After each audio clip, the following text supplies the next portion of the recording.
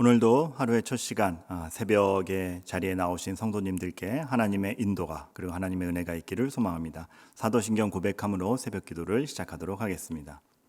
전능하사 천지를 만드신 하나님 아버지를 내가 믿사오며 그 외아들 우리 주 예수 그리스도를 믿사오니 이는 성령으로 잉태하사 동정녀 마리아에게 나시고 본디오 빌라도에게 고난을 받으사 십자가에 못 박혀 죽으시고 장사한 지 사흘 만에 죽은 자 가운데서 다시 살아나시며 하늘에 오르사 전능하신 하나님 우편에 앉아 계시다가 저리로서 산자와 죽은 자를 심판하러 오시리라. 성령을 믿사오며 거룩한 공예와 성도가 서로 교통하는 것과 죄를 사하여 주시는 것과 몸이 다시 사는 것과 영원히 사는 것을 믿사옵나이다. 아멘. 다 함께 찬송가 322장 주님을 사모하는 마음으로 찬송 올려드리도록 하겠습니다.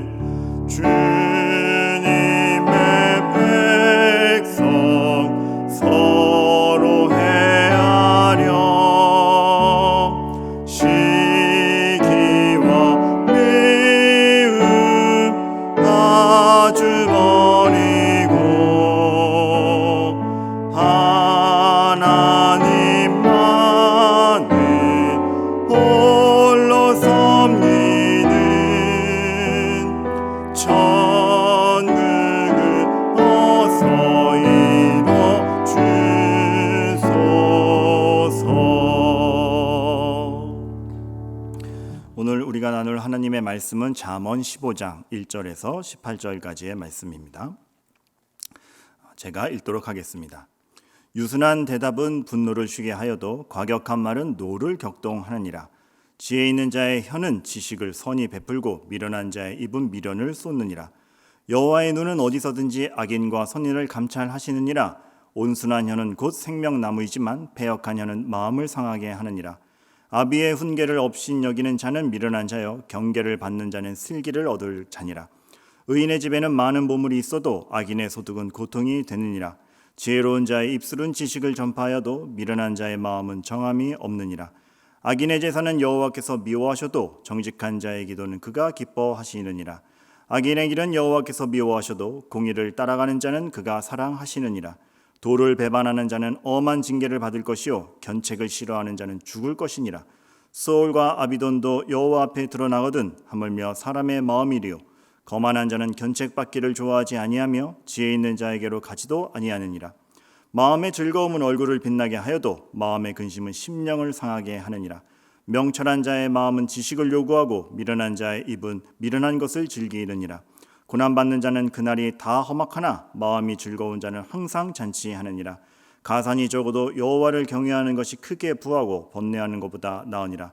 채소를 먹으며 서로 사랑하는 것이 살찐 소를 먹으며 서로 미워하는 것보다 나으니라. 분을 쉽게 내는 자는 다툼을 일으켜도 노하기를 더디하는 자는 시비를 그치게 하느니라. 아멘. 유순함과 온순함. 우리는 보통 유순하고 온순하면 질 거라 생각을 합니다. 야, 너 그렇게 해서는 못 이겨. 사람들이 너 바보 취급한다. 그래서 유순하고 온순하기보다는 얕잡아 보이지 말라 그러고 강하라라고 얘기하는 것이 보통의 상식입니다. 그러나 우리의 판단은 좀 달라야 됩니다. 지금 우리는 이기냐 지느냐의 문제가 중점에 있지 않습니다. 무엇이 중점입니까? 바보처럼 여김을 받더라도 온순할 수 있느냐 아니냐가 훨씬 중요한 가치로 등장을 합니다.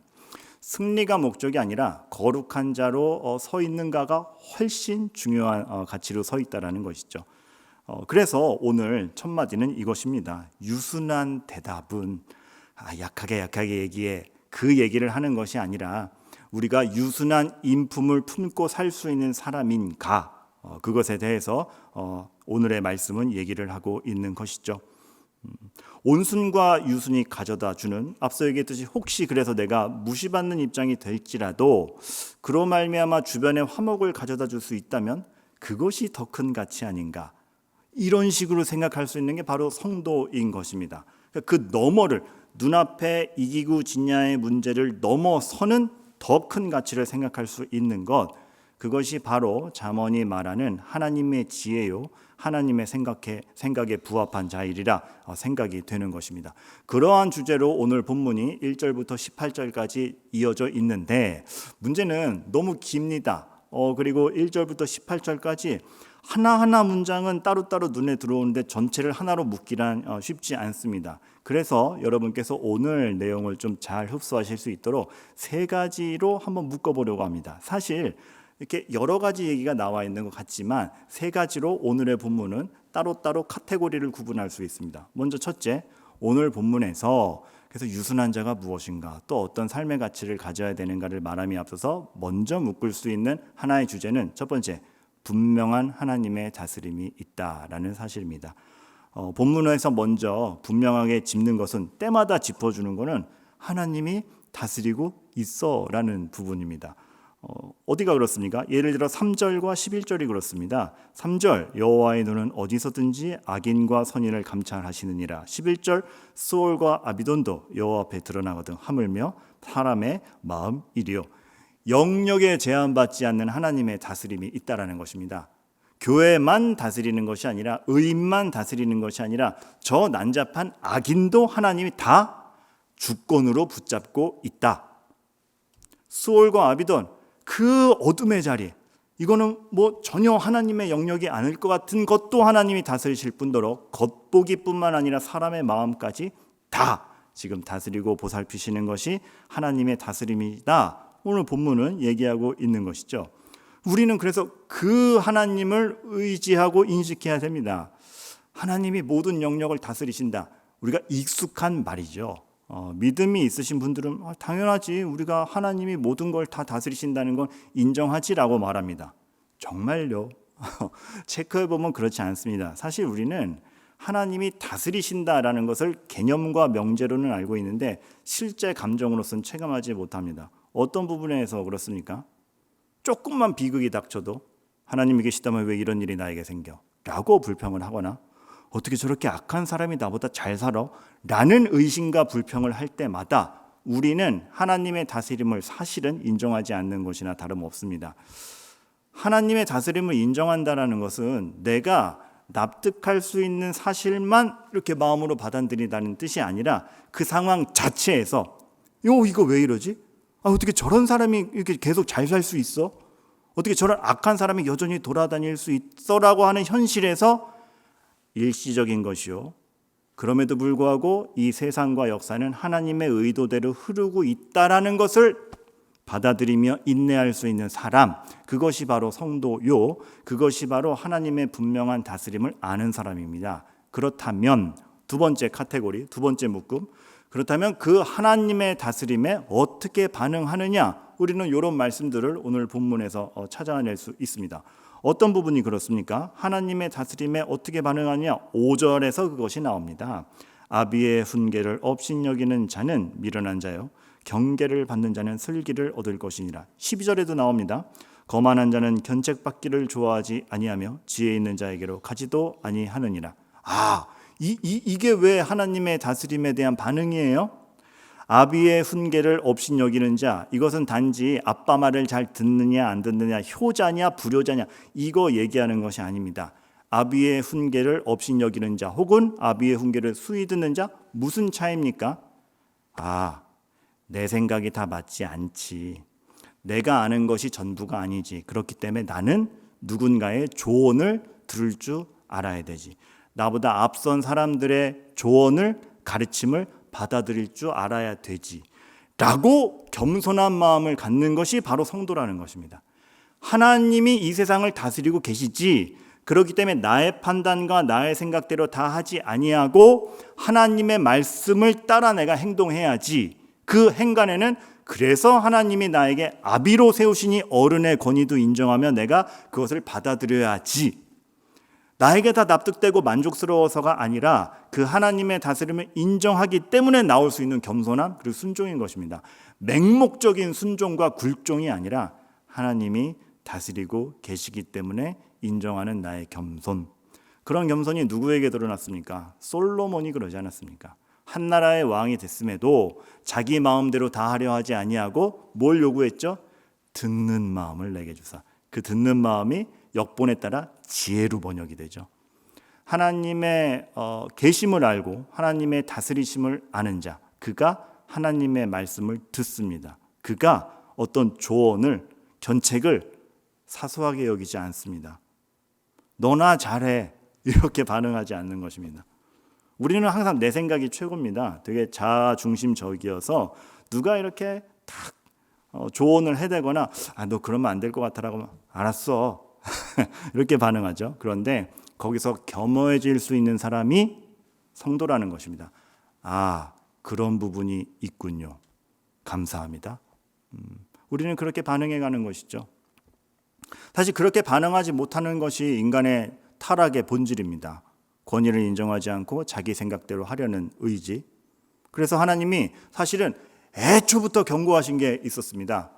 창세기 3장 5절에 보면 아담과 하와에게 뭐라고 얘기합니까?